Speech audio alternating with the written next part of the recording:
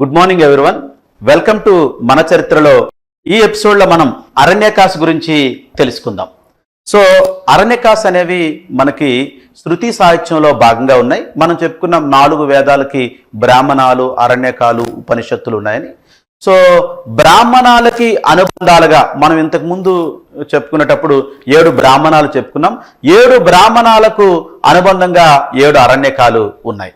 So ఈ 7 అరణ్యకాలు ఏంటంటే, ఇప్పుడు ఐతరేయ బ్రాహ్మణ, ఐతరేయ అరణ్యక, కౌశితాకి బ్రాహ్మణ, కౌశితాకి అరణ్యక, శతపథ బ్రాహ్మణ, శతపథ అరణ్యక, తైత్తరీయ బ్రాహ్మణ, తైత్తరీయ అరణ్యక, తాండ్యమన బ్రాహ్మణ, తాండ్యమన అరణ్యక, జైమనీయ బ్రాహ్మణ, జైమనీయ అరణ్యక, గోపద బ్రాహ్మణ, గోపద అరణ్యక.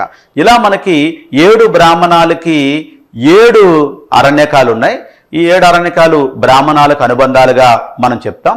అయితే మనకి అరణ్యకాలు అనేవి మనకి ఫారెస్ట్ బుక్స్ అంటే మనకి అడవి పుస్తకాలు అని చెప్తాం. అంటే ఋషులు లేదా మహర్షులు, సేజెస్, వీళ్ళందరూ ఎవరైతే ఈ సేజెస్ కానీ, అసిటిక్స్ కానీ, ఎర్మిట్స్ కానీ ఉంటారో, సో వీళ్ళు అడవుల్లోకి వెళ్ళిపోయి అక్కడ తాత్విక విషయాల పట్ల వీళ్ళు ఆలోచించి, సో ఆ తాత్విక విషయాలని వీళ్ళు గ్రంథస్థం చేయడం జరుగుతుంది. కాబట్టి ఈ గ్రంథస్థం అడవుల్లో చేస్తారు కాబట్టి వీటిని మనం ఫారెస్ట్ బుక్స్ లేదా అరణ్యకాస్ అని చెప్పాం. Aranyakas are the forest books which contains the philosophy of Rishis. Thank you and all the best.